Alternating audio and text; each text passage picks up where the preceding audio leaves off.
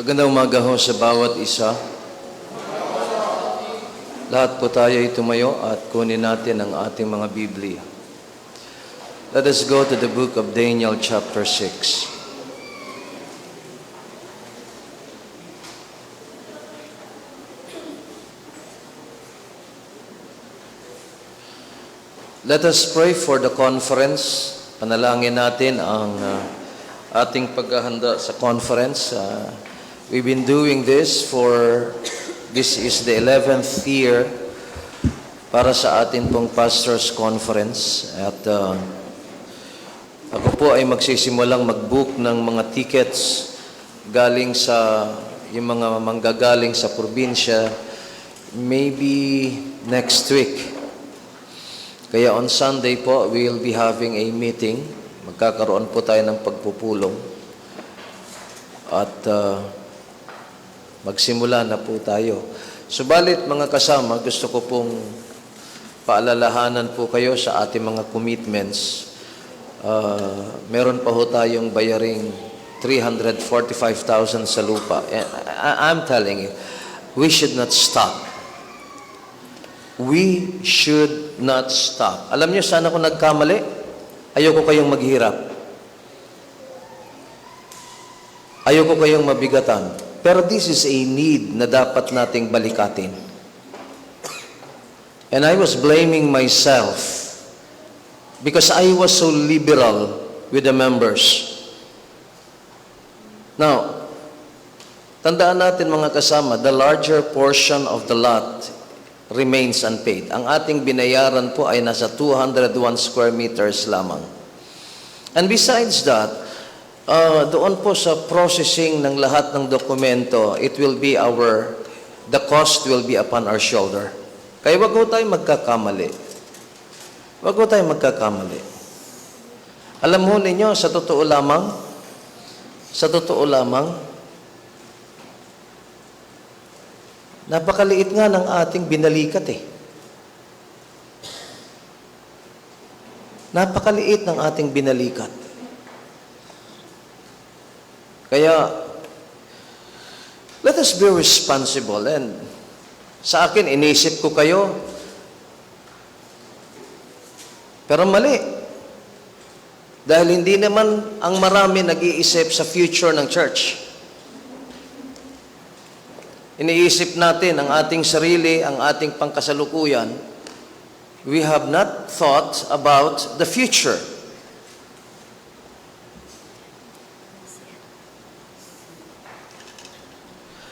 Alam niyo, iba ho ang mindset ng leader at ng members. Isa sa magiging kamalian ng leader, kung siya ay mag-iisip, paano mag-isip ang miyembro? I'm telling you, nothing will happen sa church o sa isang organization. Kung mag-iisip ang leader, kung paano mag-isip ang isang makasariling miyembro, everything will go downhill. Iba ho ang mindset ng leader, iba ang mindset ng member. You know what? When I come to this place of worship, tinitingnan ko ang lahat. When you come into this place of worship, you only look for the seat, your favorite seat. That's a big difference. And I could not think the way a typical church member thinks.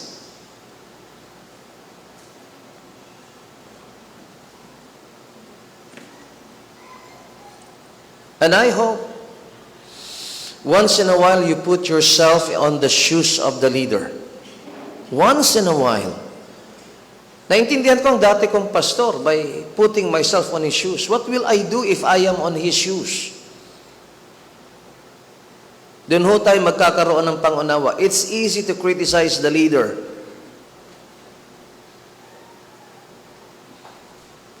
And there are times I put myself, well, I've been a member for a long time.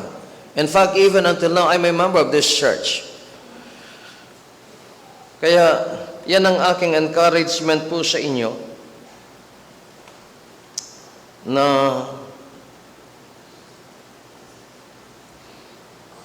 let's not stop.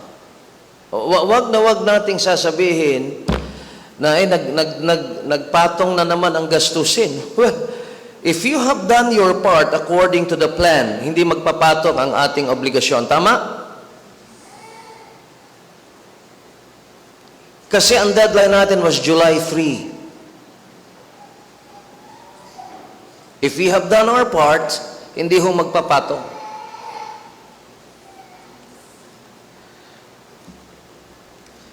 Let's go to Daniel chapter 6. I would like to encourage everyone to come tonight. I'll be preaching on the last chapter of the book of Nehemiah. I think we need to study that. Ako po ay liliban muna sa parabolic teachings of Christ. I'll focus on the 13th chapter of Nehemiah. Inyo pong pag pinag-aralan po natin ang book of Nehemiah, especially the 13th chapter, ang gawain ng Diyos is never ends until Christ will come again. Hindi po natatapos ang gawain po ng ating Panginoon. And that's the thing I'm going to point out tonight. And the struggles leaders have, and how should a church member play his role. Let's go to the book of Daniel chapter 6, and I'll be reading only verse number 10. I have read this yesterday. Sabay-sabay nating basahin. Begin. Now when Daniel knew that the writing was signed, he went into his house, and his windows being open in his chamber toward Jerusalem, he kneeled upon his knees 3 times a day and prayed and gave thanks before his God as he did aforetime. May the good Lord bless the reading of His words.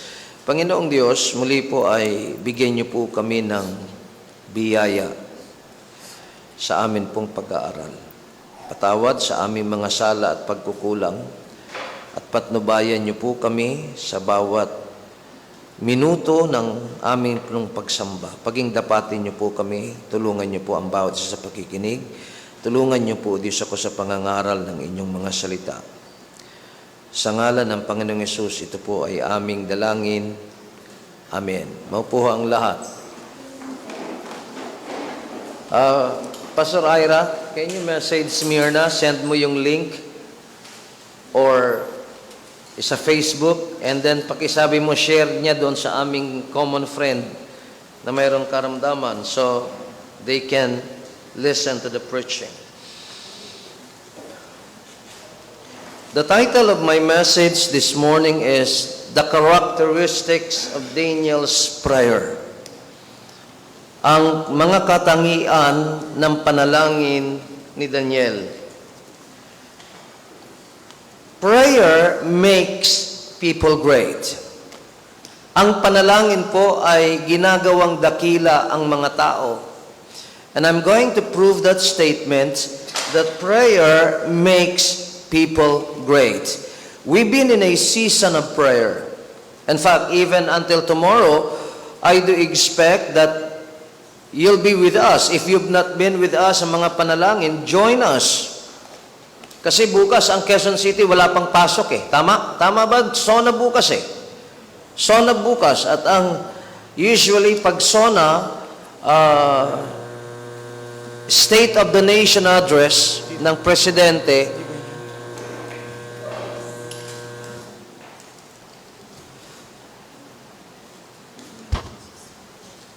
wala pong pasok. Kaya nasa season of prayer po tayo. There's no reason for you na hindi makadalo. Now, sabihin ninyo, alam nyo kasi minsan meron tayong secularized thinking na sobra naman si pastor, gusto na lang laging nananalangin because that's what the Bible says. Did you ever find a verse that says, it's okay now, stop praying? On the contrary, ang turo ng banal na kasulatan, pray without ceasing. Luke 18 verse 1, the Bible says that we ought always to pray and not to faint. na lagi tayong manalangin at upang wag tayong manglupaypay. And I would like to tell you this, mga kasama, prayer makes people great. Prayer makes a church great. Not for our own vanity of glory or vain glory, kundi ang nais natin, mga kasama, maging dakila tayo, maging kagamit-gamit ang buhay natin at ang ating iglesia sa kabuuan tungo sa kaluwalhatian ng ating Panginoon. Now, this statement was proven right in the life of Daniel. Ito pong salitang ito ay pinatunayang totoo, napatunayang totoo sa buhay ni Daniel. That's the reason why we would like to zero in into the characteristics of Daniel's prayer. Now look at what happened to Daniel because he was a prayerful man. Number one, he became one of the wisest in Babylon. Isa sa pinakamatalinong tao sa Babylon. Ang Babylon during the time, remember, Babylon during the time of Daniel was the USA of the world. In other words, the only superpower in the whole world at the time. The most advanced empire or country in the whole world at the time. In fact, ang Babylon is said to be, ayon po sa world history, the first world empire. And can you imagine, isang alipin, isang bihag, na galing sa Jerusalem, galing sa Israel, ay naging pinakamatalinong tao sa buong kaharian ng Babylonia. Look at Daniel chapter 2, verse number 48. Then the king made Daniel a great man. Notice there. Then the king made Daniel a great man and gave him many great gifts and made him ruler over the whole province of Babylon and chief of the governors over all the wise men of Babylon. He became the wisest man of Babylon. Number two, Daniel became the most powerful person next to King Darius. And by the way, mahaba ang paglilingkod ni Daniel sapagkat naglingkod siya sa panahon ni King Nebuchadnezzar, king of Babylon. And then nung natalo si King Nebuchadnezzar, natalo ang Babylonian Empire, dumating si King Darius in chapter 6 up to King Cyrus. Mamaya po, madadaanan po natin yan. Daniel became the most powerful person next to King Darius. We'll find that in Daniel chapter 6, verse 1 to 3. It pleased Darius to set over the kingdom 120 princes, which should be over the whole kingdom. And over this, 3 presidents, of whom Daniel was first, that the princes might give accounts unto them, and the king should have no damage. Then this Daniel was preferred above the presidents and princes, because an excellent spirit was in him, and the king thought to set him over the whole realm.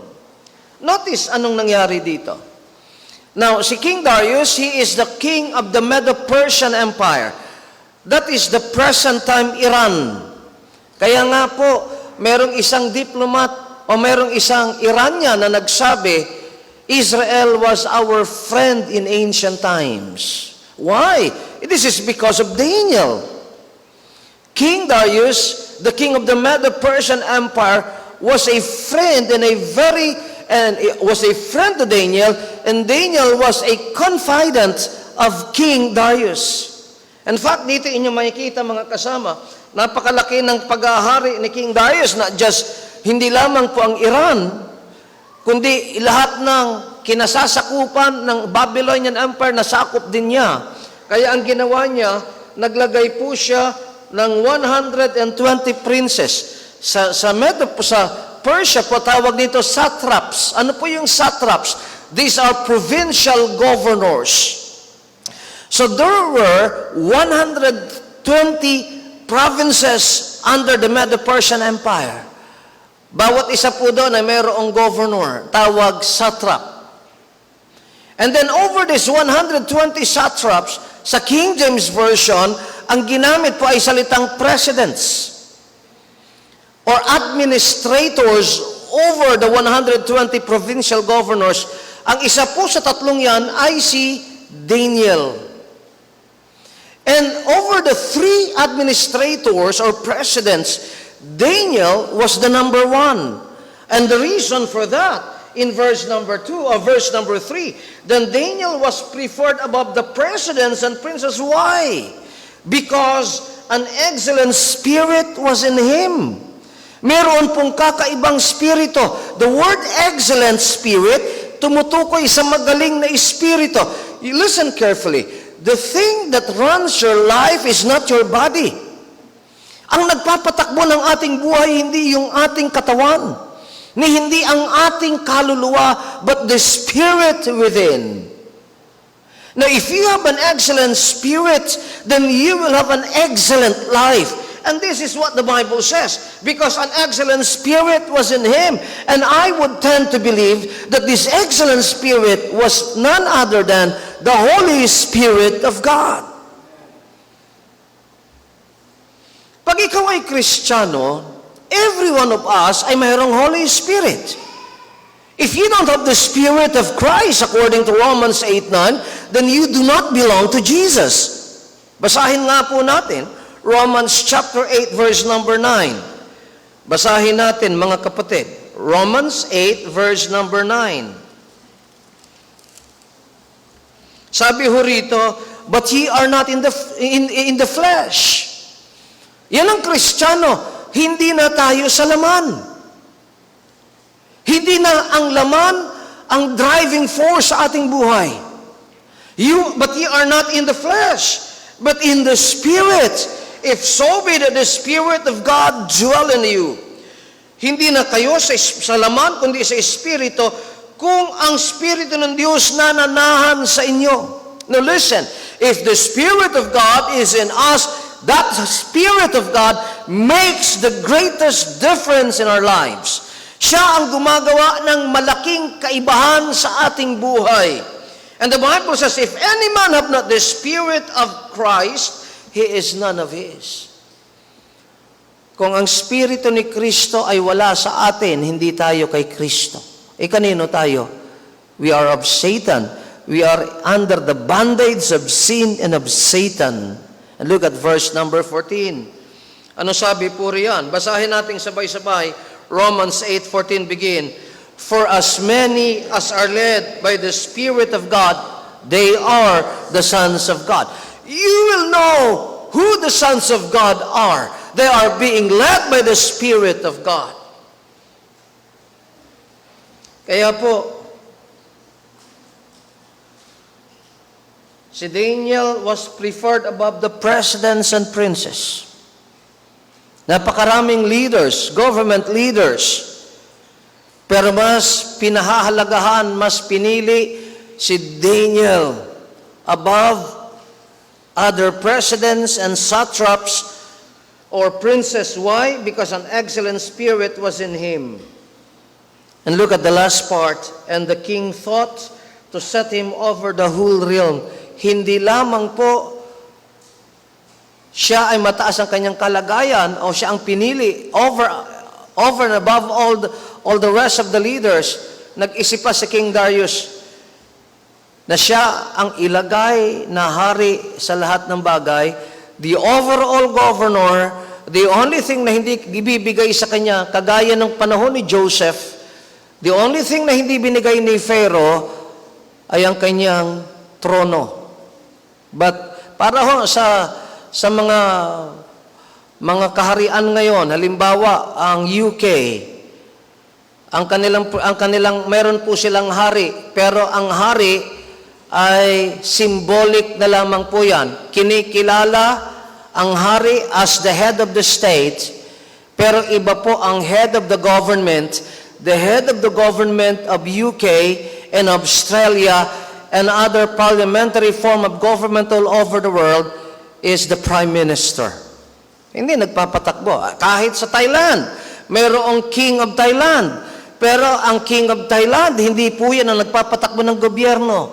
ang nagpapatakbo ng gobyerno ay ang prime minister. It will be the same setup. And the king thought to set him over the whole realm. And why was this? It is because Daniel was a prayerful man, a man of prayer.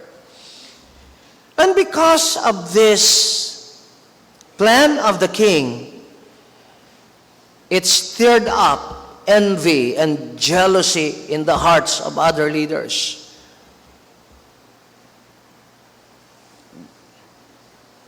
Palit nga yan, nalagay ko David, it should be Daniel. Daniel was faithful and without error or fault. Look at verse number 4.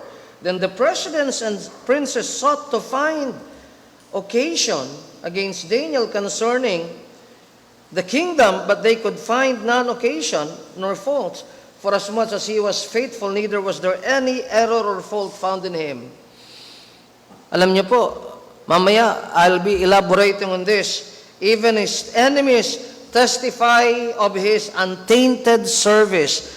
Kahit na po yung mga kaaway ni Daniel ay nagpatotoo na walang kapintasan ang kanyang pagsisilbi, ang kanyang buhay. Alam niyo po, sa gobyerno, pag ikaw ay dinimanda ng ombudsman, pagdating sa iyong trabaho, mayroon pong tinatawag na malfeasance, misfeasance, and nonfeasance. Narinig niyo na po ba yung mga katagang yan? Pag sinabing malfeasance, ang ibig pong sabihin ng malfeasance, the commission of a wrongful legal action by a public official. Gumawa ka ng isang illegal o unlawful na gawain habang ikaw ay nasa pwesto, nasa poder. Malfeasance po yan. For example, ako po ay isang mayor at ako po ay, halimbawa, nagpagawa ako, mayroong isang project na hindi na, kagaya halimbawa, can you imagine yung isang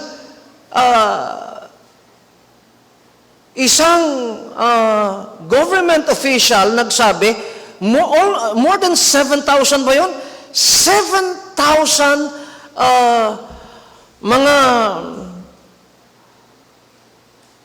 mga kanal na pinagawa para sa laban sa baha, natapos na daw. Nasaan yun?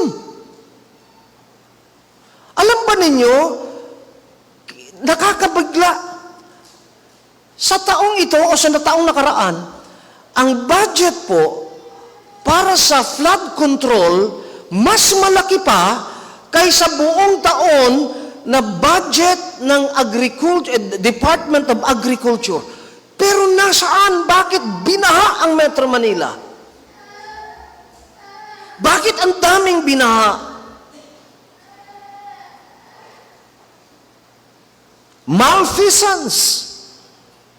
Misfeasance naman, ang misfeasance, improper performance of a lawful duty. Hindi marapat. May dapat kang gawin. Alam niyo, kahit sa church, kahit sa aming mga pastor, we need to be very careful about misfeasance and malfeasance. Malfeasance, unlawful act. Misfeasance, maling pagtupad sa tungkulin na nakaatang sa iyo. Halimbawa, mangangaral ka, hindi ka nag-aaral. That is misfeasance. Pastor ka, hindi ka nagpipray. That is misfeasance. Pero hinanapan siya. Pero ang mga kaaway, sila mismo nagsabi in verse number 5, Then said this man, we shall not find an occasion against this Daniel. Wala kaming makita na kapintasan o malfeasance or misfeasance against this Daniel, except we find it against him concerning the law of his God. In other words, ang sinasabi nila, so they concluded, our only chance of finding grounds for accusing Daniel will be in connection with the rules of his religion.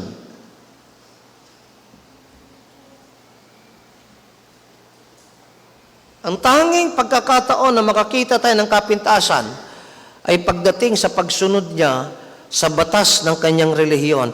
At alam niyo ano ang kanilang nakita? Yung kanyang prior life.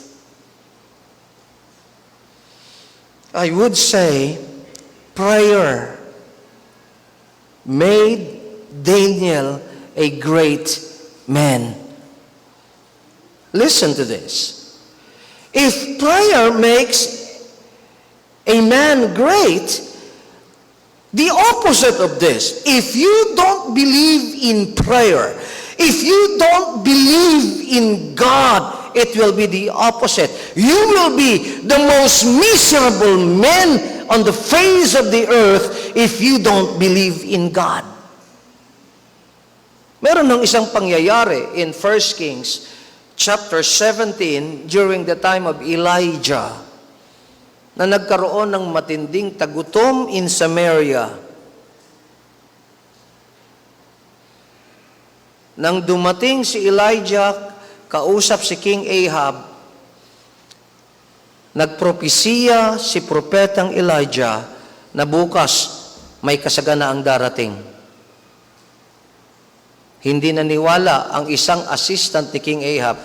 Alam niyo, sabi ni Elijah, and I know that those are the words of the Lord, you will see it, but you will not enjoy it.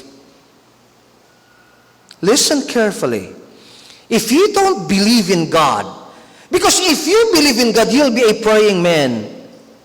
The reason why you don't pray, because you don't believe in God. Listen, you'll see it, but you will never enjoy it. Makikita natin, makikita mo, ikaw na hindi naniniwala, but you will never enjoy it. I would like to tell you,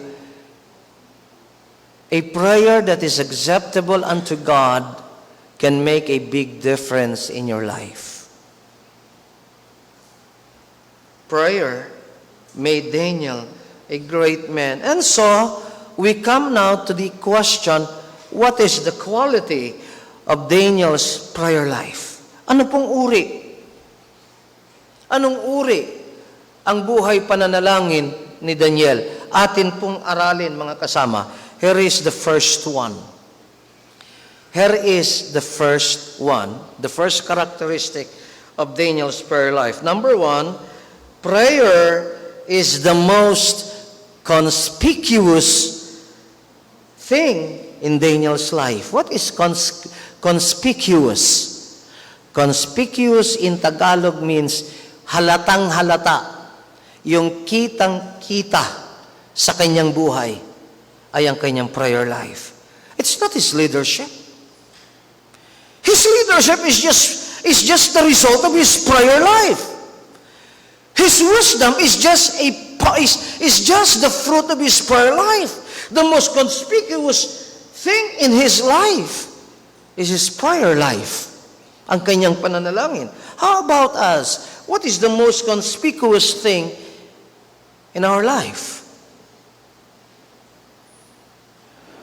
Kilala niyo ho ba, alam niyo, nung una pong panahon, ang mga komedyante, ang type of comedy nila tawag slapstick. Meron kasi mga komedyante na very witty, ang dating nila is very intellectual, it's all in the mind. Pero marami ho dati sa Pilipinas, sa Philippine showbiz, ang mga komedyante, ang kanilang uri ay slapstick comedy. Ibig sabihin, they focus on their outward appearance. Halimbawa, kilala niyo si Palito. Sino nakakilala kay Palito? Or what is the most conspicuous thing in the life of Palito? Kapayatan niya.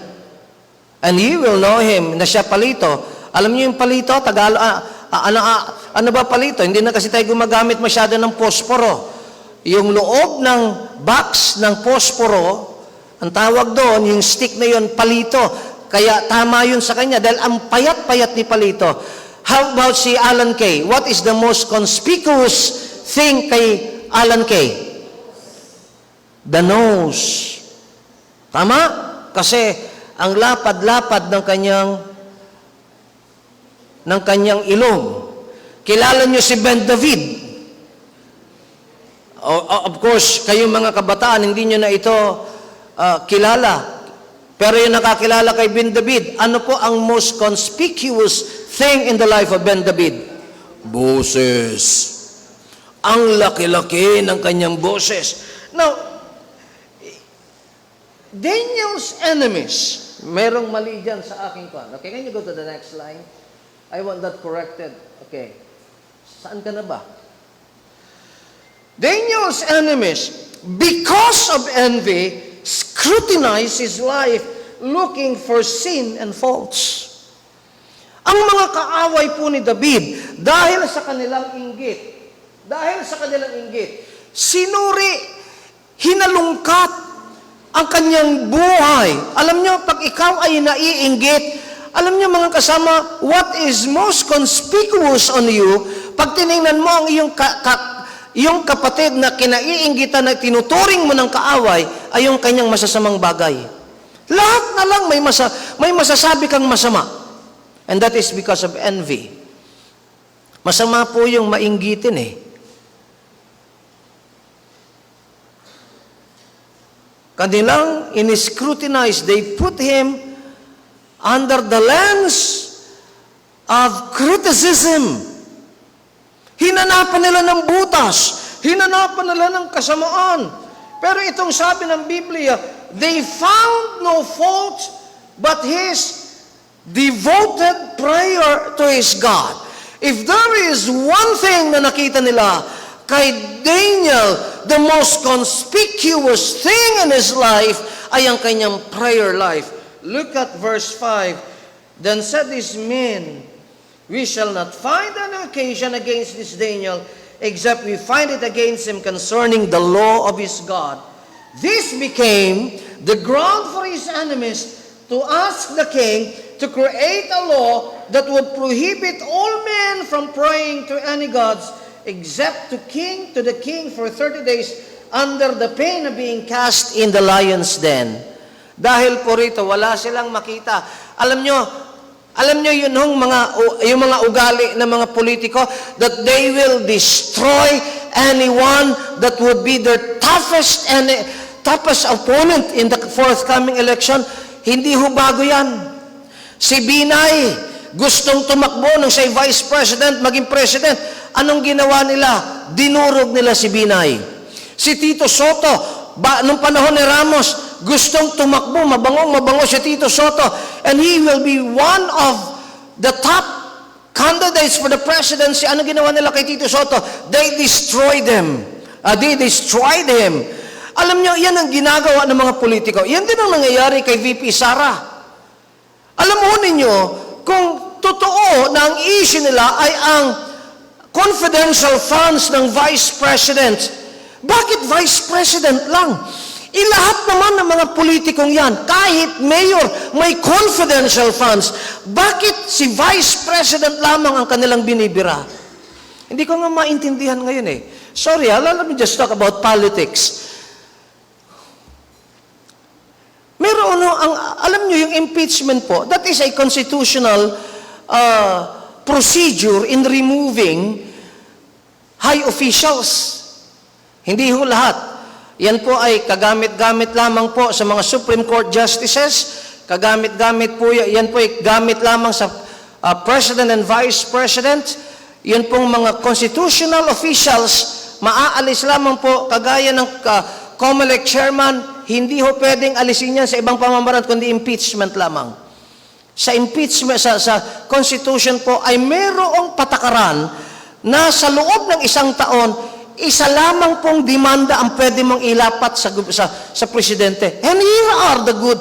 Itong mga nagdudunong-dunungan ng mga senador na na hindi naman mga abogado na they are questioning. Kaya may mga nagsasabi, dapat itong mga abogado na nagsasalita laban sa Supreme Court, unanimous vote, ibig pong sabihin mga kasama, 13 ang Supreme Court justices, 13 ang nagsabi, unconstitutional ang ginawang impeachment case laban sa Vice President. And then, may mga senador nagsabi, ituloy, unconstitutional. Alam niyo, pag sinabing unconstitutional, wala pong kapangyarihan, inutil yan. Sumobra ba ang ginawa ng Supreme Court? Hindi.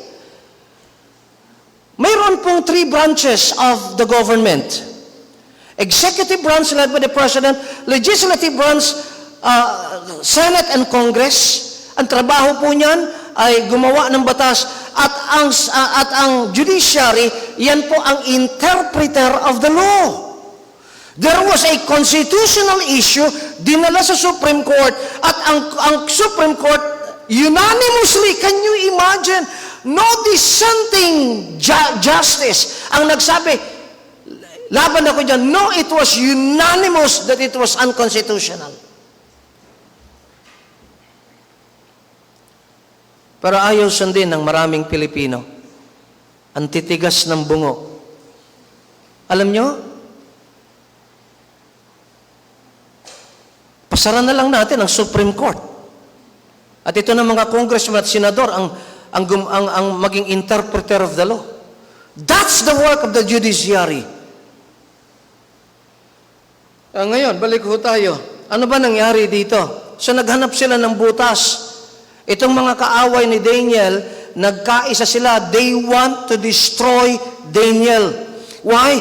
Because the king was thinking of making him the ruler of the whole realm. Nag-isip sila ngayon, sirain natin. Kaya nagkaisa po sila at sila ay lumapit sa hari at sinabi nila, mahal na hari, gumawa po tayo ng batas at inyo pong pipirmahan na sa loob ng 30 araw, 30 days, walang tao na tatawag sa anumang Diyos kundi ikaw lamang. Alam niyo, ang problema ng maraming leaders ay mga narcissist. Alam niyo ano yung narcissist? Sakit po yan eh. Ang mga psychologists, narcissism is a psychological or mental sickness. Yan bang gusto mo ikaw sikat? Self-centered ka, egotistical ka, gusto mo pinupuri ka. At pagkatapos, pag ikaw ay binatikos, playing victim. Alam niyo mga narcissists, they play victim. They were the ones who are attacking. Pag sila ay binara, sasabihin nila, inapi kami. Yan ang panganib sa mga leaders, and that includes me. And that include me. Because I'm a leader too. Pero wag tayong maging narcissist. Alam mo ninyo, ako naniniwala, si King Darius ay infected din ng narcissism. Gusto niya ring maging sikat. Kaya nung sinabi, mahal na hari, for 30 days, utos, gagawa tayo ng batas na walang sino mang dapat tawagan, ninuman, hindi ikaw lang, for 30 days. Alam nila kasi na si Daniel was a man praying to Yahweh, the only true and living God, the God of Abraham, the God of Isaac, and the God of Jacob. At kung sino man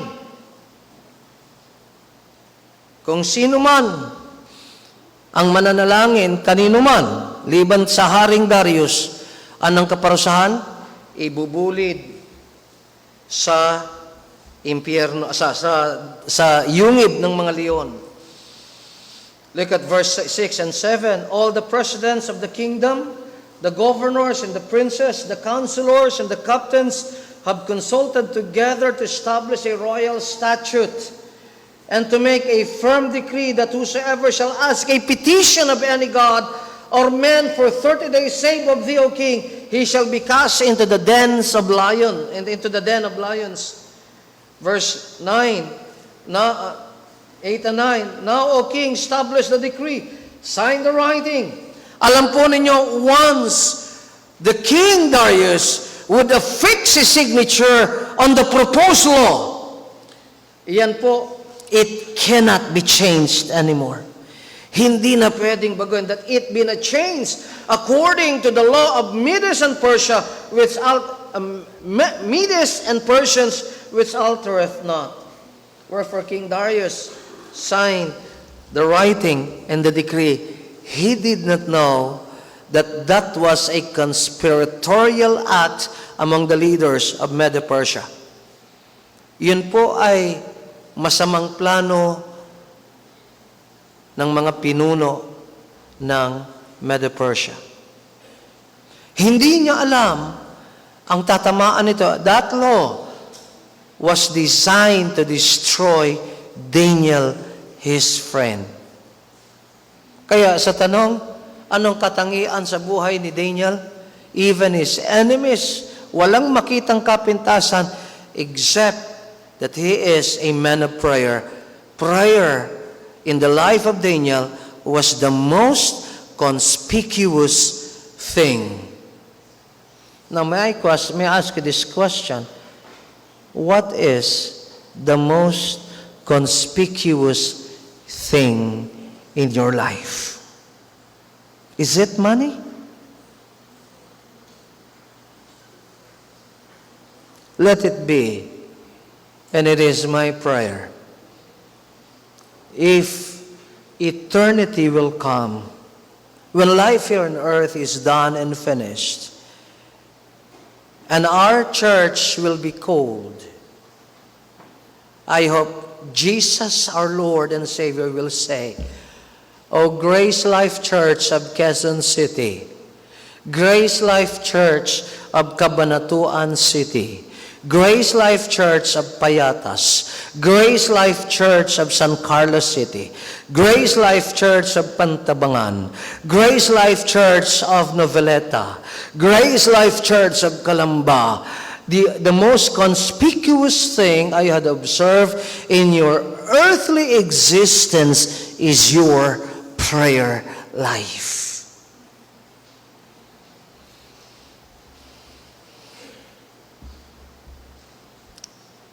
I hope that will be the most conspicuous thing in our life and our church.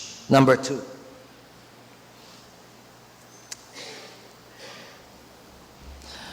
Alam niyo po, if you are a government official, kagaya ni Daniel, rank number 2, the most powerful human being in the Medo-Persian Empire, next only to King Darius. Mga kasama, napakaraming gusto makipagkita sa iyo. Kaya po, ang mga malalaking tao, meron po silang mga sekretary. At ang trabaho ng sekretary, salain ang gusto makipag-usap at i-schedule kung kailan mo pwedeng kausapin ng isang high government official. In other words, napakaraming appointments na dumarating kay Daniel. But I would like you to see this. What is the characteristic of Daniel's prayer? Prayer is Daniel's most important appointment. His daily life is marked by this most important appointment, and that is prayer. Now, I would like to go back. Prayer makes a man great. Kaya pag nagtatanong tayo, why was Daniel a great man? Because as far as Daniel is concerned, for Daniel, his most important appointment is time with God, his time of prayer. Everything will stop. Alam niyo ba sa mga mag-asawa, sa 1 Corinthians chapter 7, meron mga mag-asawa na nagpapahirapan sa bawat isa. Okay, sa Bible po, ang sex within marriage, that is holy. That is undefiled. The husband has a responsibility to his wife, and the wife has a responsibility to her husband when it comes to sexual matters, because that's a need. Pero anong ginagawa ng iba? Nagtitikisan. Maraming kababaihan, tinitikis ang lalaki. Di ba may kasabihan sa Pilipino, outside the kulambo ka? Hindi po ibig pong sabihin po noon, mga kasama, na nandun ka lang matutulog sa labas ng kulambo. No, it has a deeper meaning. Meaning to say, the wife will not fulfill her marital duty to her husband. And whether you believe me or not, you believe the Bible, this is one of the reasons kung bakit nagkakaroon ng adulterous husband. Why? Yan ang sinasabi ng Bible. Huwag kayong lamangan ng dyablo. The only time na you would stop from your marital obligation is because of prayer.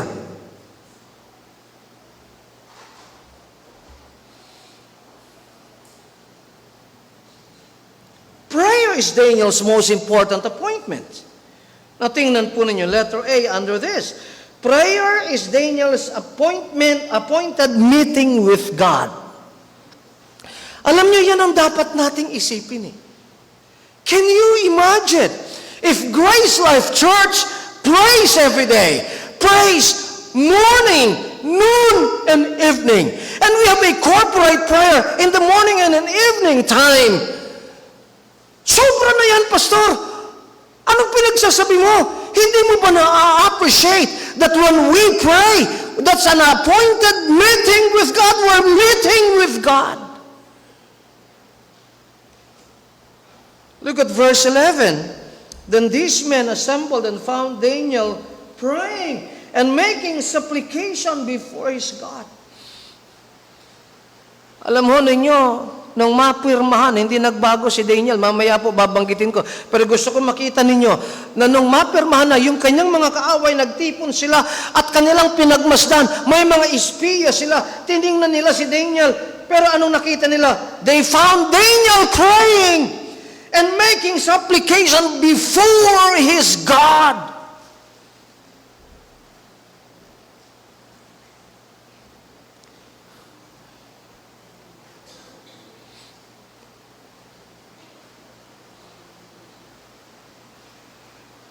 Wala hong, kahit naman yung mga Amerikano kong kaibigan eh, nung una binabati, they criticize us. Meron pang nagsabi, bakit? Can you imagine? Meron isang Amerikanong nagsabi, aba, kung araw-araw kayo nagpi-prayer meeting, lagi kayong nagpi-pray, lalampas na kayo sa langit. Walang lumalampas sa langit. Madalas kapos sa langit.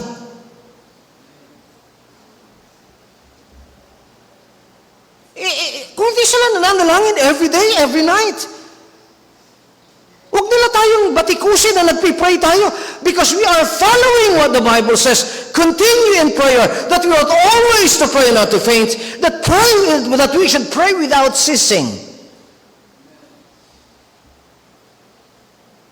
Ikalawa po, there is an appointed place for Daniel's meeting with God. Kung ito po ay isang appointment, ang pananalangin, and ang ka-meeting mo ay ang Diyos, ay dapat pag-appointment po, merong lugar. Hindi pwedeng magsabi ka, sa Lunes magkita tayo. Umalis na kayo, naghiwalay na kayo, hindi nyo sinettle, saan tayo magkikita?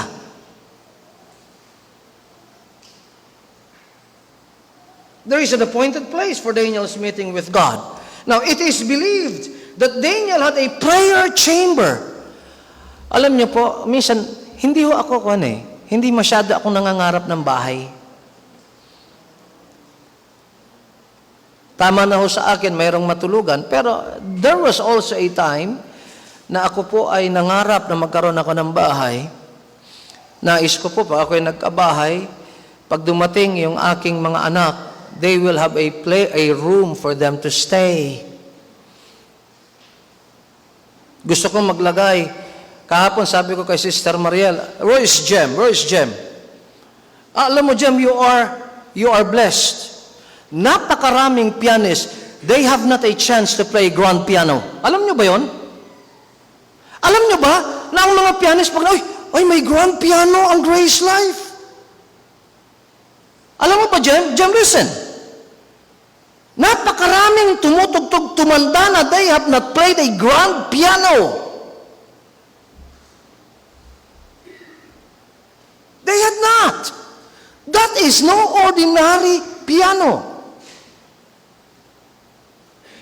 You can buy a car with the price of that piano. Kaya ayokong pagpraktisan lang yan ng kung sino-sino. Kasi mahal magpagawa po niyan. Now, sa aking mga pangarap, minsan sa aking pangarap, sabi ko gusto ko meron akong isang music room na mayroong piano, na may gitara. Pero ang pinakamahalagang lugar sa pinangarap kong bahay ay mayroong dome, mayroong isang bahagi doon sa tuktok ng bahay na ang layunin lamang, wala kang gagawin doon but just to pray. I want a prayer chamber. I want a prayer room if God would ever bless me with a house. Look at verse number 10. Now when Daniel knew that the writing was signed, he went into his house. Umuwi siya sa kanyang bahay. Why? Because it was prayer time. Why? Because he has an appointment with God. And his windows being open in his chamber toward Jerusalem, he kneeled upon his knees 3 times a day. Umuwi siya ng bahay. Napirmahan na po ang batas na bawal ng manalangin. It was now the time for his prayer, his appointment with God. Pumunta siya sa kanyang prayer chamber upang siya'y manalangin.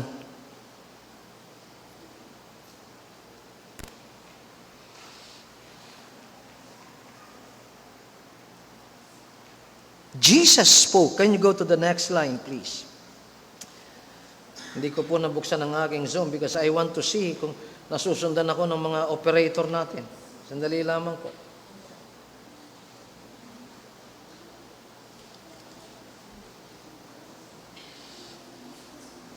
Jesus spoke of a place where we are to converse with God.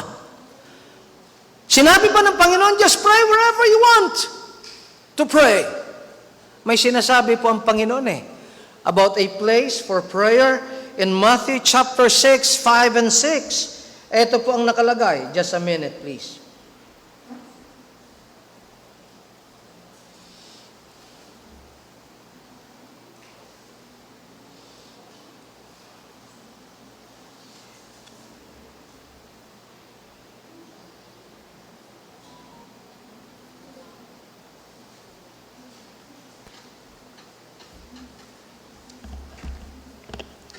Naiinis ako rito, di sumusunod tong aking... Pakika mo nga ito. Tanggalin mo yung camera. Please, thank you. Matthew chapter 6, 5 and 6. Ano ba turo ng Panginoon sa pananalangin? Verse 5 and 6. And when thou prayest, thou shalt not be as the hypocrites are, for they love to pray, standing in the synagogues and in the corners of the streets, that they may be seen of men. Verily I say unto you, they have the reward. But thou, when thou prayest, enter into thy closets, and when thou hast shut thy door, pray to thy Father which is in secret, and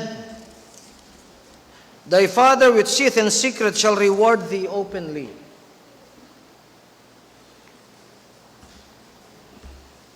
Na ano pong sinasabi ng ating Panginoon about prayer and its place? Number 1, prayer is not for a show, is not a show of our piety. Hindi ho palabas ng ating kabanalan. Kagaya po ng mga Pariseo, na pag sila'y nanalangin ang mga ipokrito, gustong-gusto nila sa isang lugar, sa panulukang daan, kitang-kita sila ng mga tao at sila'y nananalangin. Alam niyo po, itong sinasabi ng ating Panginoon, nasaksihan ko po ito sa Amerika. Ako po ay naghihintay ng susunod kong flight mula sa Atlanta. Ang ATL po, ito pong airport sa Atlanta is one of the biggest in the whole of USA, if not of the whole world. Napakalaking airport po niyan. At meron po sa harap ko, isang rabay, may damit siya na pangrabay. Pagkatapos, tumayo siya sa harapan ng maraming tao. He clasped his hands and then he began to pray in front of many people. Ang panalangin po ay hindi palabas ng ating kabanalan. Hindi lamang po yan. Prayer is a personal, exclusive conversation with God. Kami ni Sister Mariel, meron kaming panahon that we pray together. But I respect her time with God. At iginagalang niya rin yung panahon ko na ako'y manalangin. I remember, noon po na natakot ang aking pamilya dahil ang taas-taas ng mga resulta ng laboratory test ko. na ang hinala, meron akong cancer. And I have to be alone with God.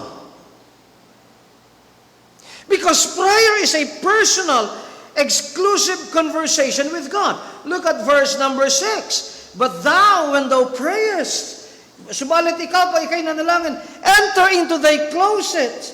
And when thou hast shut thy door, pag nasara mo na ang iyong pinto, then pray to thy Father which is in secret, and thy Father which sitteth in secret shall reward thee openly. Our Lord Jesus Christ, can you go to the next slide, prayed by this principle.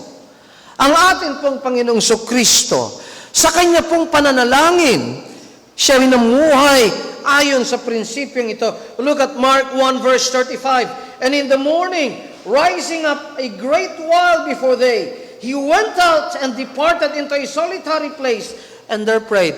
Maaga pa lamang, hindi pa sumisikat ang araw, ang atin pong Panginoon ay gumising, siya'y pumunta sa isang lugar na nag-iisa lamang siya, at doon siya ay nanalangin. Alam niyo mga kasama, this makes our prayer genuine. It shows the seriousness of our prayer when we spend time alone with God. Pangatlo po, about Daniel's prayer. Daniel's prayer was guided by the Word of God. Ang panalangin ni Daniel ay may gabay ng salita ng Diyos. You don't pray on your own terms. Are you listening? Hindi dapat tayo manalangin ayon sa ating kagustuhan, ayon sa ating termino, sa ating mga kondisyon. Kahapon po, pinag-aralan po natin ang guidelines in prayer. Ano po yung 5 yon? Number 1, when you pray, pray, ask in faith. Remember that? Humingi ka ng may pananampalataya. Number 2, pray with right motives. Pag mali ang iyong motibo, God will not answer your prayers. Balikan ko lamang po yung ating napag-aralan kahapon. Just give me a minute. Okay?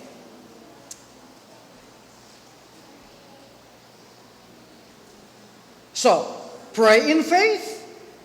Pray with right motives. We are to pray according to His will. Kasi marami sa atin, mga kasama, nagdaramdam tayo sa Diyos. But don't!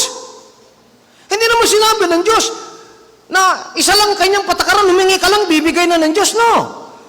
You must also pray with right motives, according to His will, ayon sa plano ng Diyos. Halimbawa, gusto kong maging doktor. Pero hindi yun ang kalooban ng Panginoon. Kahit mag-fasting pa ako ng 80 days, I will double the number of days of Christ's fasting. It will make any changes in God's plan.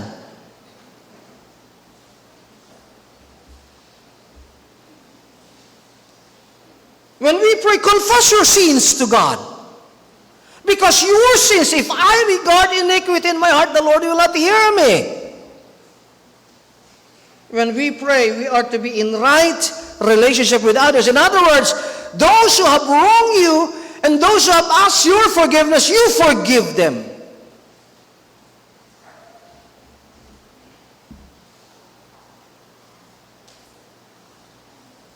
Kaya doon po sa tanong, bakit pag nananalangin ng mga Hudyo, pag sila'y nananalangin, binubuksan nila ang kanilang mga dungawan going to Jerusalem. Now, is that superstitious belief? Balik ko tayo sa verse number 10.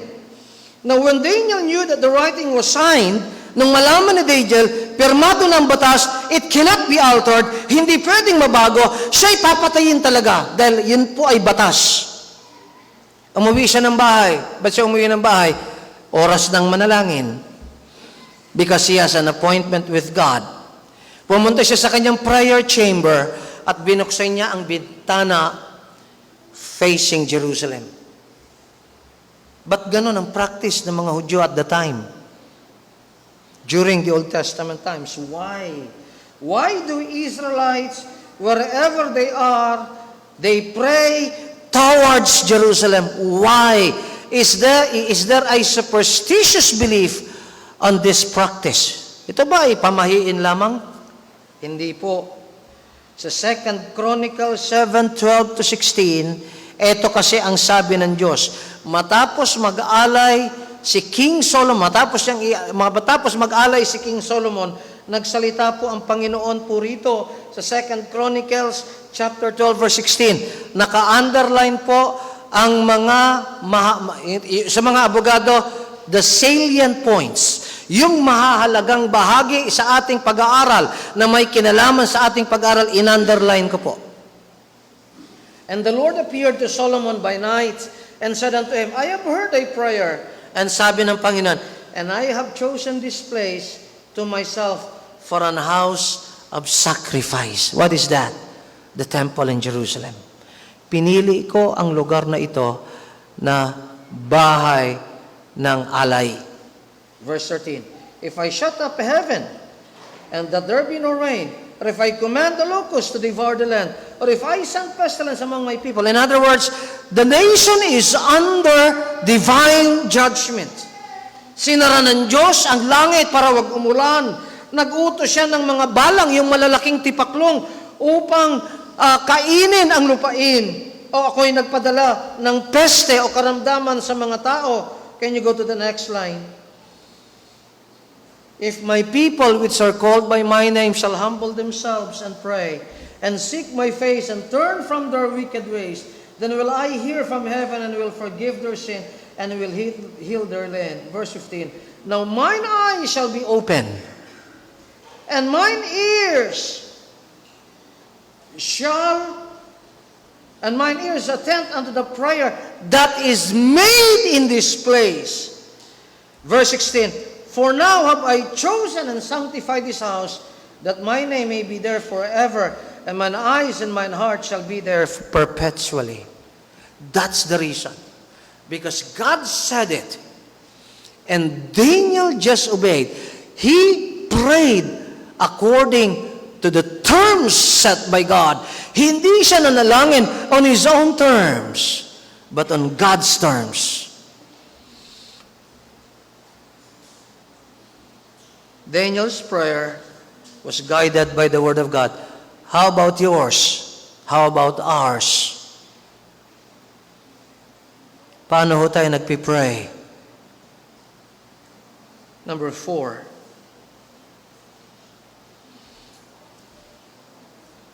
Daniel's prayer is worship and humility. Look at verse 10.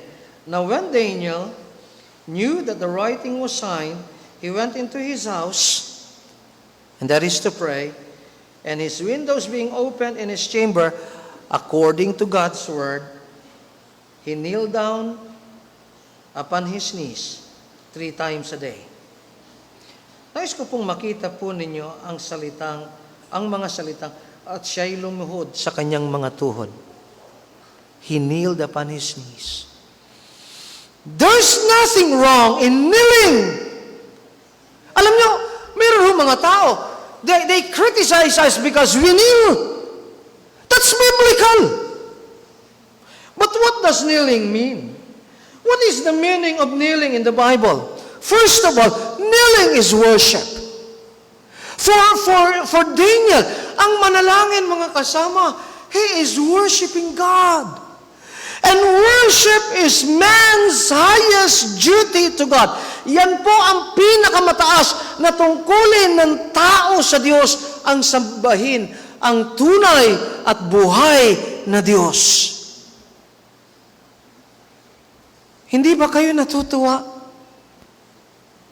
Mayroon tayong 3 grupo everyday na I hope you don't stop. Leaders of the prayer groups. Lead your group members. Be there with them. Yung sa morning, hindi po dahil nagpipray na tayo sa morning as a whole body, ay, wag na tayo magpray, may prayer na. No! You do it at 6 a.m. We will do ours since 7 to 8 a.m. Dahil pangkalahatan po ang 7 to 8 a.m. Ginagawa natin 8. Kasi, alam nyo, spoiler din po ako ninyo eh. Sabi ko, marami dito nagtatrabaho, ngayong walang pasok. Hayaan ko silang matulog ng 1 hour pa. So we start at 8. But on ordinary days, it must be 7. Kneeling is worship. Look at Psalm 95 verse 6. Oh come, let us worship and bow down. Kaya alam ninyo mga kasama, when we speak of prayer, it's worshiping God.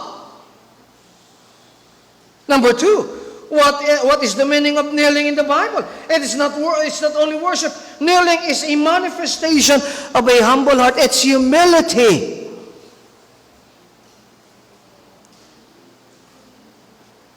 Pagpapakumbaba po yan.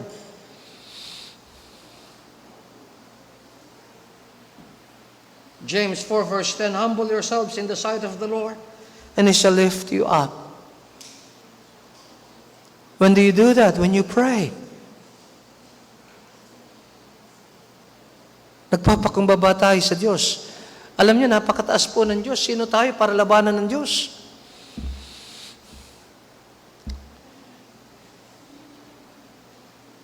Alam niyo, maraming bagay, hindi maraming bagay, lahat ng bagay in the future hindi natin alam. Even an hour from now, even a minute from now, hindi natin alam anong mangyayari.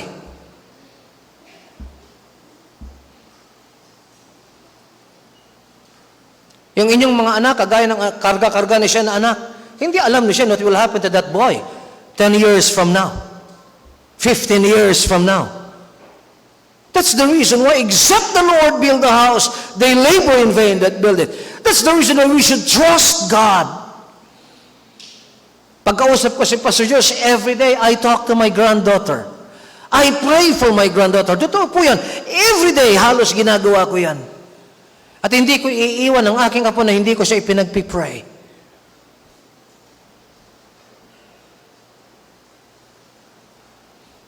Pag umiyak ang aking apo, maniwala kayo, sabi ko, Diyos, tama salita ni Jeremy, manipulative. That's a tendency. Kaya lagi kong pinapaalala kay Joshua. Ano niyo ba si Allen? Where's Allen? Saan? Pray for your daughter. Teach your daughter. Kasi pinagsama na po yan eh. The personality of that child is a composite one. Personality ko, personality ng mami ni Den, personality ni Den, personality ng magulang ni Joshua, at ang personality ni Joshua. Can you imagine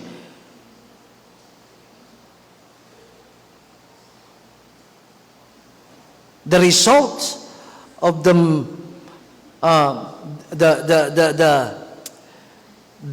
parang kwan eh, nagsama-sama on that person.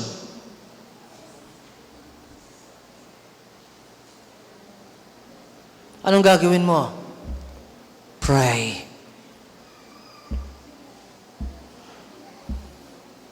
Binabasa ko po ang buhay ni Charles Spurgeon. Alam nyo, sa unang chapter, ang isang nakita ko, yung author, magaling yung author. Bagamat hindi siya ganun ka-organize you need to take a lot of time to think through. Hindi siya ganun kasimple magsulat. Pero gusto ko ang kanyang approach. Ipinakita niya ang great-grandfather ni Charles Spurgeon, ang grandfather ni Charles Spurgeon, ang father ni Charles Spurgeon, ang lola ni Charles. Pinakita niya yon. At alam ho ninyo, it dawned on me kung gaano kalaki ang bahagi ng ating mga ninuno sa ating buhay.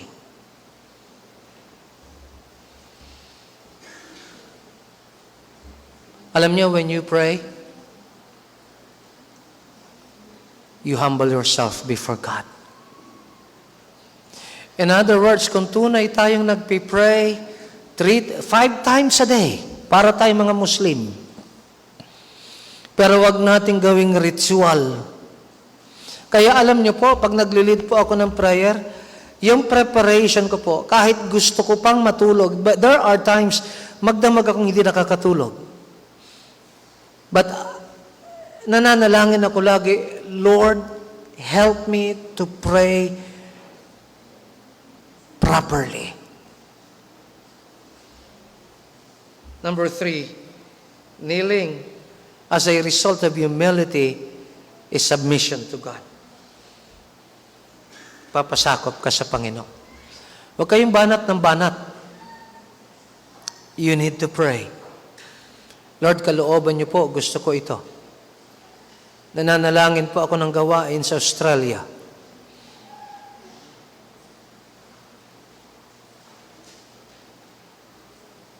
Meron akong taong nasa isip ko. But again, is it God's will? Kung alimbawa, mayroon akong gusto, pero ang gusto ng Diyos pala si Pastor Eden, dapat si Pastor Eden ang ipadala.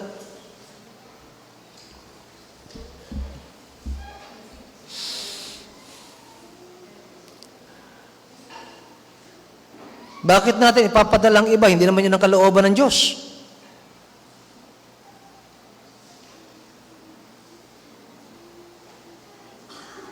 I'll go to number 5. Daniel's prayer is permeated, not permitted, mga kabataan, it's permeated with importunity. Look at verse number 10. Now when Daniel knew that the writing was signed, pinirmahan na po ang utos, ang batas. He went into his house. Why? Because he has an appointment with God. And his windows being open in his chamber toward Jerusalem, his prayer is in compliance with the terms of God's word. He kneeled down upon his knees. It's worship and humility 3 times a day. Wow! Alam niyo po, yung 3 times a day, this is the same prayer habit practiced by King David. Ito rin po ang prayer habit ni David. 3 times a day. Let us read in Psalm chapter 55. Verse 17. Evening, morning, and at noon. Diyan ho, nakapattern ang 3 groups na nananalangin. Umaga, tanghali, at hapunan o gabi nananalangin. Dito po nakabase sa Daniel chapter 6 verse 10 and Psalm chapter 55 verse 17. And he shall hear my voice. Can you imagine? Kaya nga mga kasama, nag-iisip ako lagi anong dapat kong ipag-pray para sa mga members. Alam niyo, listen to this. Ang tagal na po ang church na ito nananalangin. Pero may mga miyembro ho tayo, hindi nagbago ang buhay. You know why? Because you did not believe in God. You did not believe in prayer. Meron nga ako narinig dati, pray tayo ng pray, wala namang nangyayari. Wow! How unbelieving you are. And you should repent. Nakikinig ba kayo?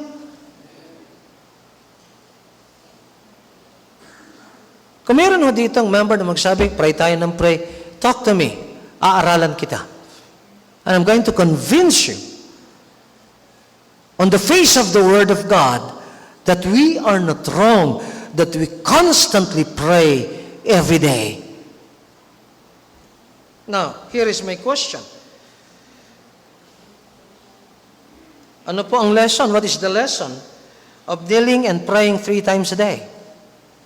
Do you know what is the lesson there? The lesson of kneeling and praying 3 times a day is importunity or persistence.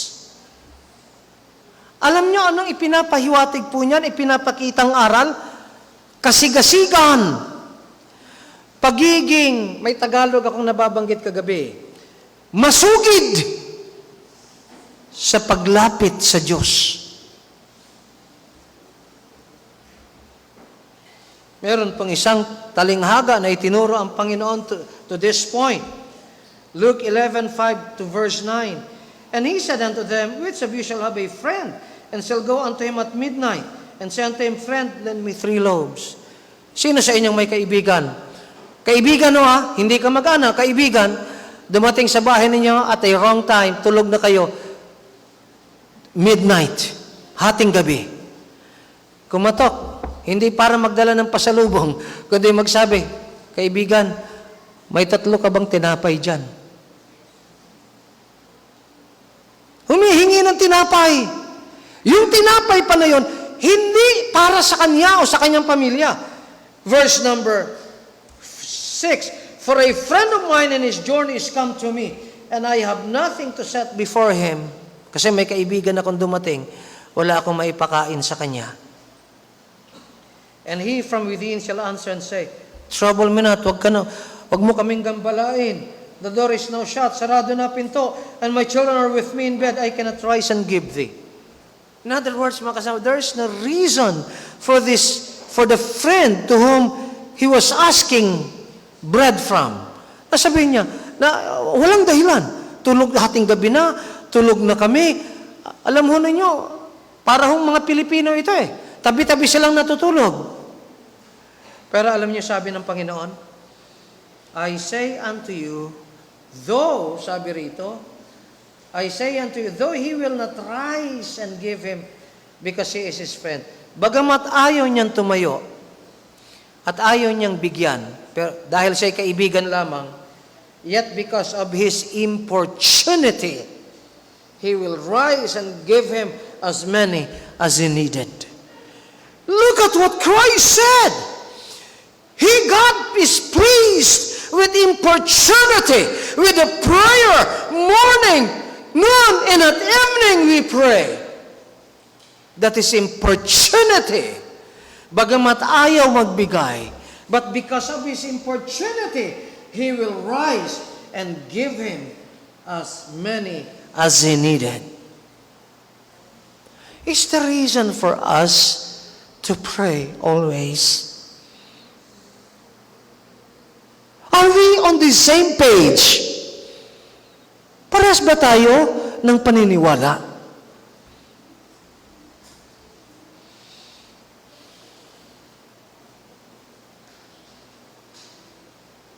Verse 9, And I say unto you, ask, and it shall be given you.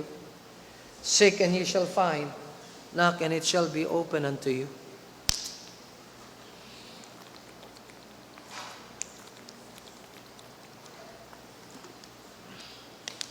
I have a document. We have a document in our hands. We have a list of prayer requests which we bring to the Lord every day, morning, noon, and at evening. Because Christ said, ask, and it shall be given you. But have you ever asked God for anything? You don't ask because you don't believe. Alam mo ninyo, nakalulungkot kung wala kayong prayer request.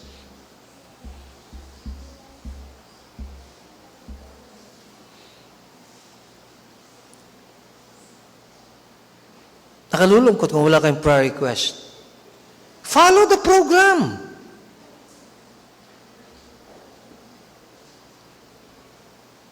I would like to encourage you. Someone will be praying for you. At least 3 persons will be praying for you. Morning, noon, and at evening.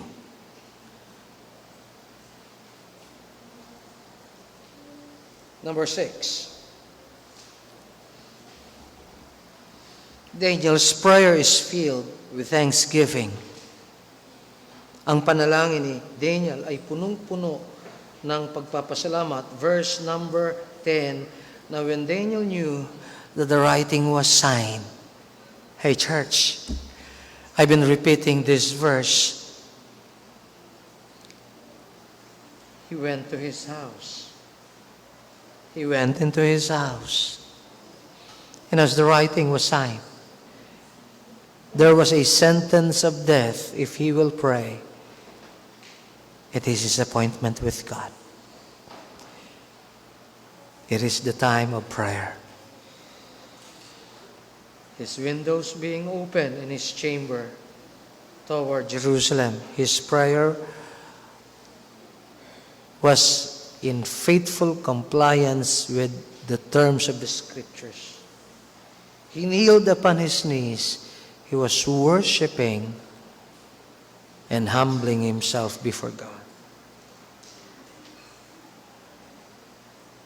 Gave thanks to God. Can you imagine? He's in dire danger. Siya po ay nasa malagim na panganib. He'll die. He will die. But he remains grateful to God. Walang drama si Daniel.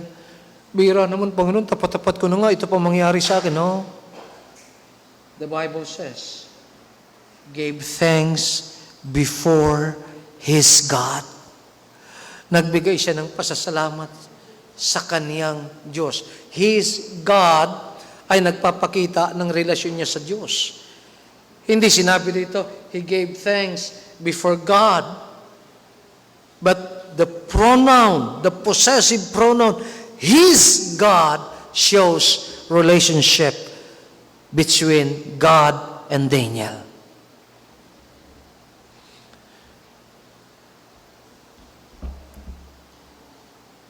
It was a bad time.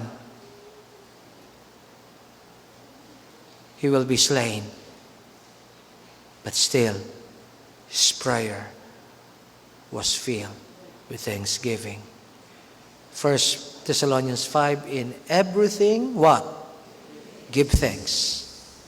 For this is the will of God in Christ Jesus concerning you. And lastly, Daniel's prayer was unceasing and unwavering.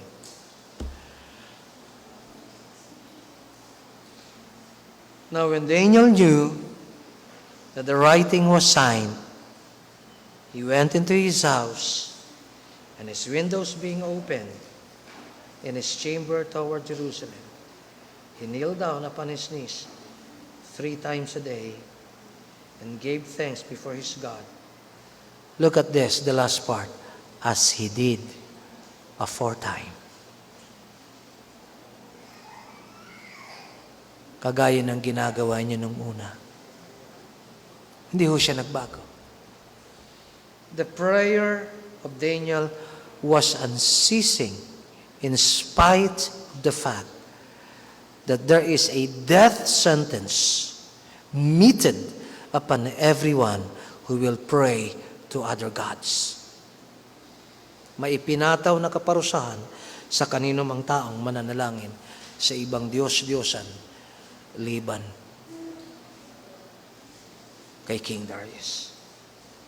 He was unceasing and he was unwavering.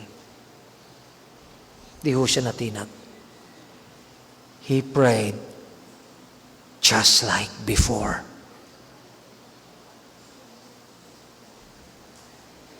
Let me close. Let me go to my conclusion. 3 bagay po ang gusto ko makita ninyo as to the prayer of Daniel. Number 1, the prayer of Daniel pleased the Lord. Naluwalhati ang Diyos sa panalangin ni Daniel. Diba sa sports at sa showbiz, may tinatamag na Hall of Fame. Are you following me? Halimbawa, sa boxing po, mayroong Hall of Fame. I think Pacquiao was already enshrined in the Hall of Fame of boxing. Alam po ba ninyo mga kasama, sa Bible mayroon namang Hall of Faith. Ang lugar ng pananampalataya, hindi lamang ng katanyagan. Hebrews 11 verse 32 and 33. And what more? And what shall I say?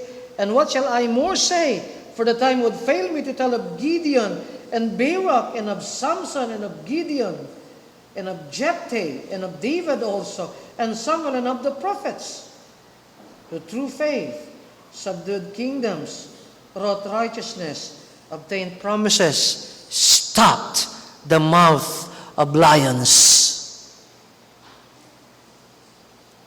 Daniel and his prayer was enshrined in the hall of faith, meaning God was pleased with Daniel. Number 2, the prayer of Daniel was effectual and prayerful, for it shut the lion's mouth. I could just imagine. Alam niyo, kaibigan ni King Darius, si Daniel, nalusutan lang talaga siya ng mga kaaway ni Daniel. Napapirma siya, hindi niya akalain na yung batas na pinapipirmahan sa kanya was against his friend Daniel. Alam niyo, walang magawa dahil pag pinirma niya, hindi niya na pwedeng baguhin yun. He cannot change it. He cannot repeal the law. He cannot revise the law. Ang sigaw ni Haring Darius, ang Diyos na araw-araw mong pinaglilingkuran, ililigtas kanya Daniel. Dumako ho tayo sa Daniel chapter 6. Malapit na po akong matapos.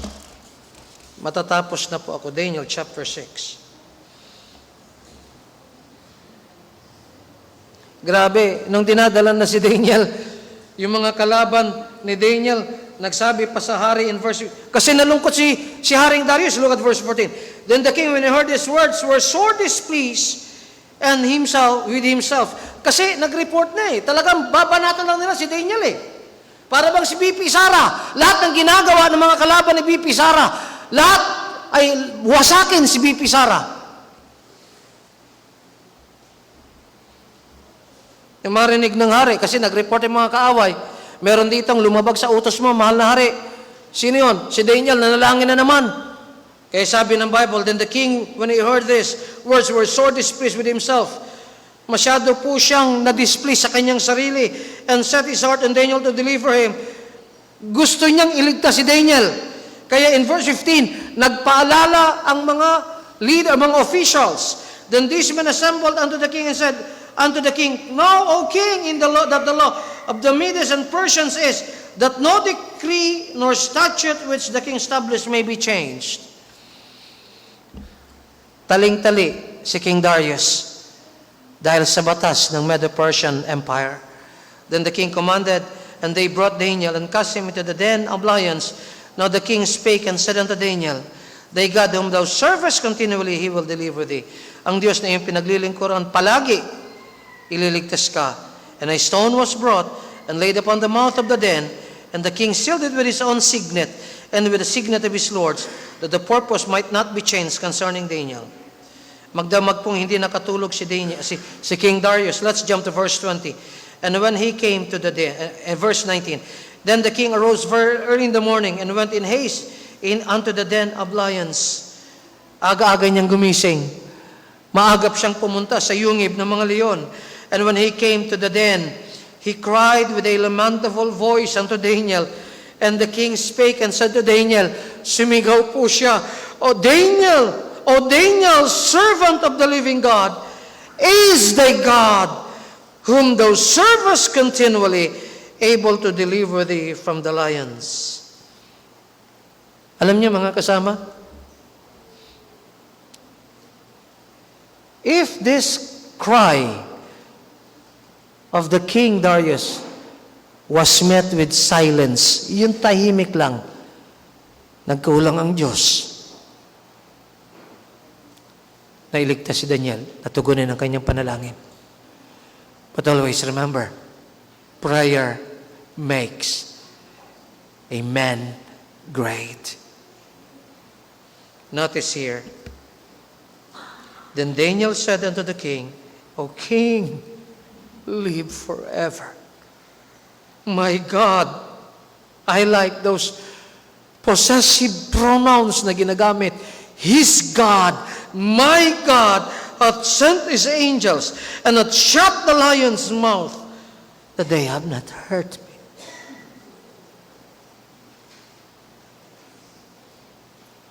Wow! Tinikom ng Diyos ang bibig ng mga leon. Hindi nga makanganga. Hindi ho yung nakanganga sa hindi. Tinikom ng Diyos. Hindi nila mainganga ang bibig nila upang sakmalin si Daniel. My God hath sent His angel and hath shut the lion's mouth, and they have not hurt me. For as much as before him innocency was found in me, and also before thee, O King, have I done no hurt. The prayer of Daniel was effectual and powerful, for it shut the lion's mouth. You know what's in my mind right now? Alam po ba ninyo na mayroong leon na umaali-aligid sa ating church? Are you aware of that? Go to 1 Peter chapter 5 and verse number 8. 1 Peter chapter 5 and verse number 8.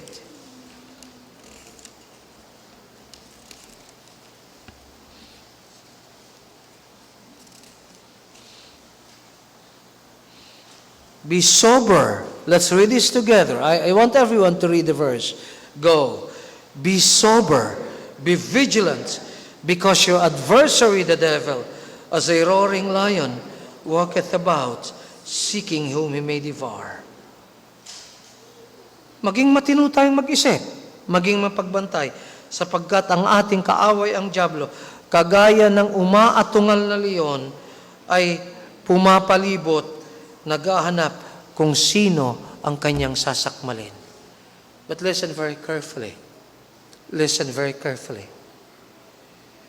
If we pray just like the prayer of Daniel, God will shut up the mouth of the devil. I hope you understand why we are praying.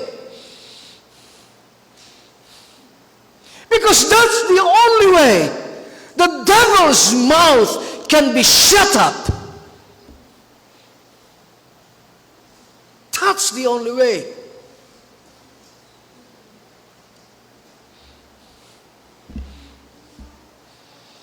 And lastly, the prayer of Daniel pleased the Lord.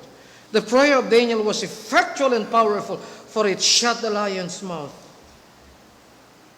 Dalawa pa ho pala, the prayer of Daniel made a strong case for God. You know, the existence of God will always be questioned.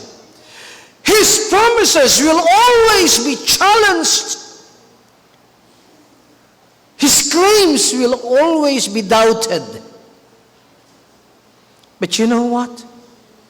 The prayer of Daniel made a strong case for God. Alam nyo, pinagtibay ng pananalangin ni Daniel ang kaso patungkol sa Diyos.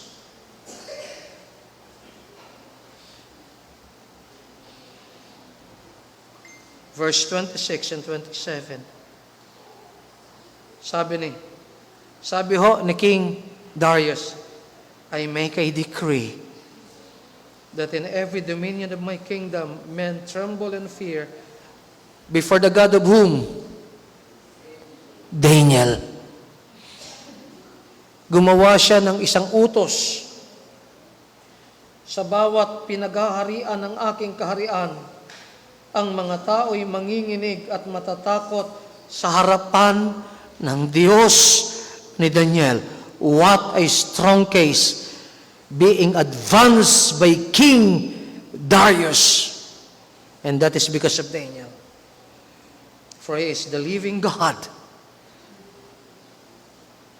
steadfast forever, and his kingdom which shall not be destroyed, and his dominion shall be even unto the end. He delivereth and rescueth. He worketh signs and wonders in heaven and in earth. Who hath delivered Daniel from the power of the lions. The reason why King Darius made a strong case for God is because of the testimony of Daniel's prayer.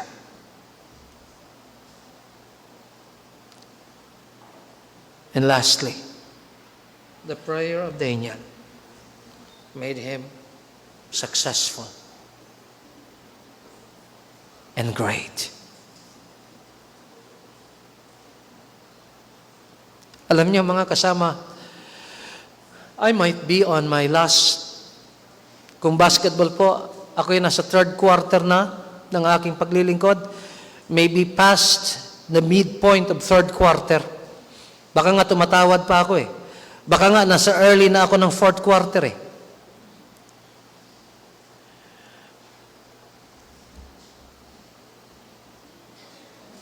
I hope when I die,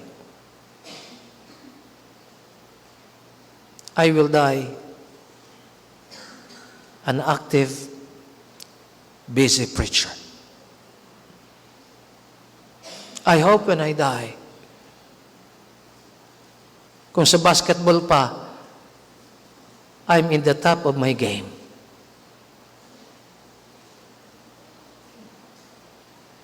In other words, I want to be successful until my last breath.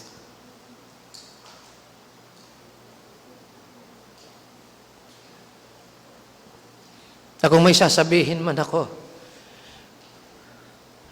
as I gasp my last breath, I would remind the people around me,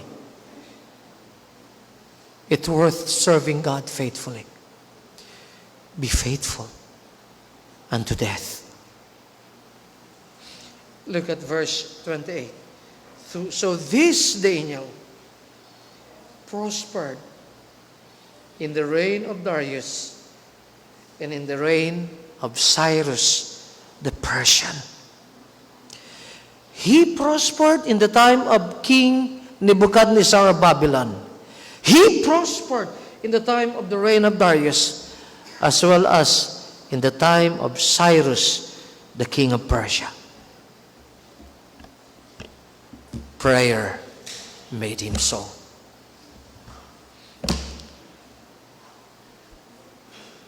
Did I or did the scriptures answer the reason for the unceasing prayer of Grace Life Churches? That's the theology of the habit of our prayers. That's the theology behind it.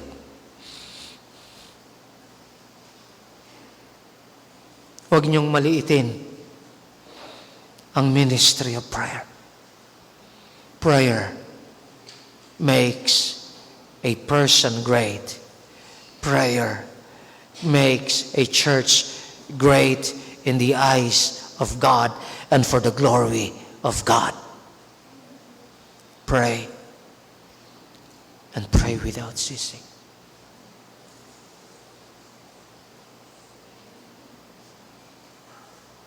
Let's all stand, let's pray.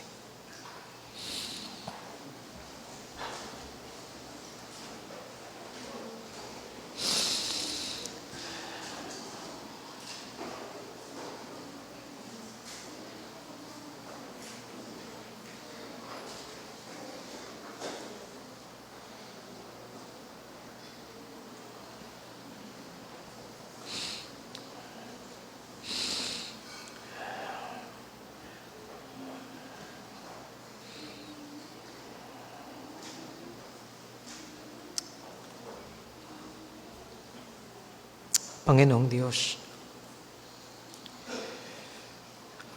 una sa lahat, salamat po sa inyong mga salita. Salamat po sa karapatan na iyong ibinigay sa amin na manalangin. It's not just a privilege.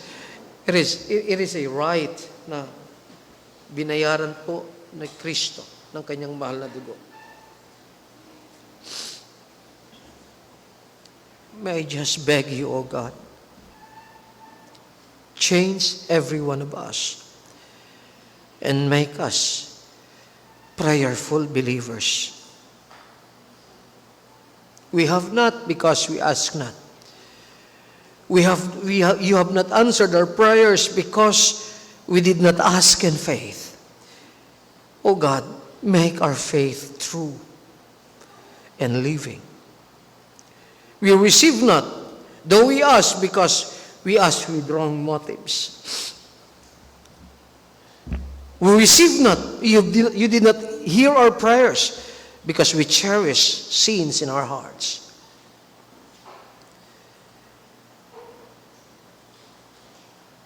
You refuse to answer our prayers because of unforgiveness in our hearts.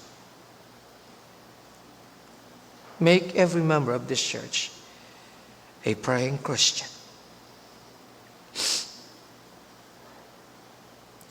And if there are any reasons kung bakit di nyo tinugon ang aming mga panalangin, may we have the humility to admit our shortcomings. In Jesus' name. Sa oras pong ito, we should ask God to heal our faithlessness, pagalingin yung ating kawalang pananampalataya, baguhin ang ating mga motibo, i-confess natin ang ating mga kasalanan, at humingi tayo ng kakayahang magpatawad sa mga gumawa ng masama sa atin. Diyos lamang po makagagawa niyan sa atin. Let's come. Manikluhod tayo sa Diyos. Kausapin natin ang ating Panginoon.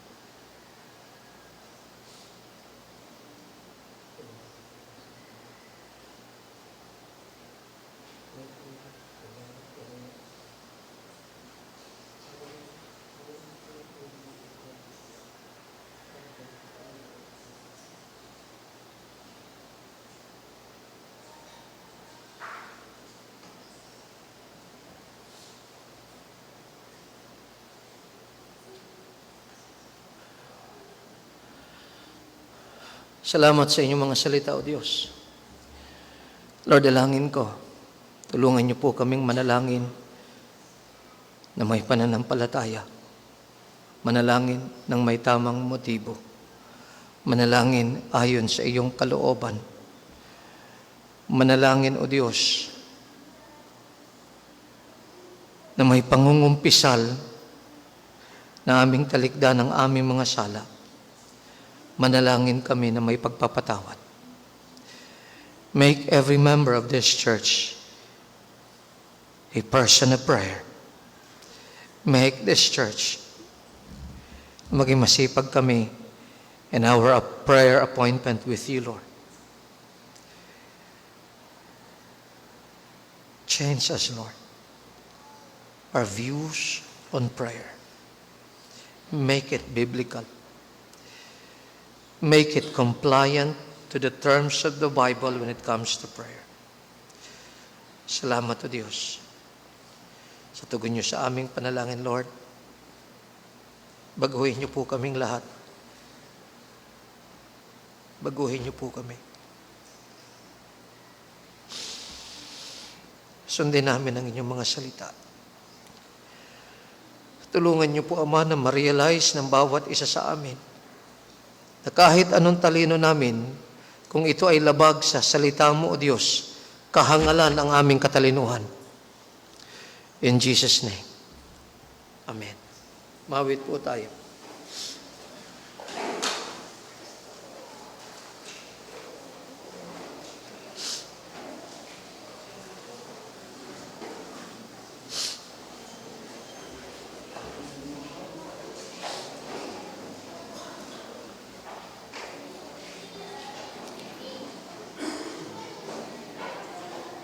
Be an example